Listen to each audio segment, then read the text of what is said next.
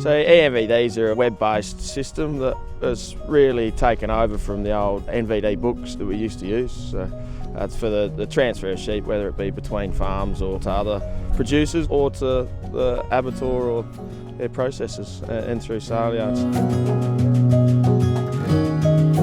Well, I was sceptical at the start because I liked having the piece of paper and the books, but once I've gone to the eNVDs, I'll never go back. Like, it's so simple and easy because it records templates, so your regular transactions, which we all probably have, it's just basically going in there and filling in the new details of the stock you're sending this time and the numbers, and it saves a lot of time.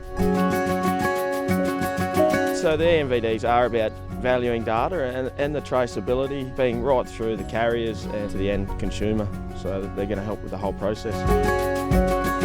Being able to connect with the transport, it just streamlines the whole process, and again it's that traceability and the ease of everything, and we're not having that piece of paper that worrying about getting lost all the time. Now, to have the ability to have the app in the yards and do it as you're loading the truck essentially, and not have to duck back into the office and do it on the go.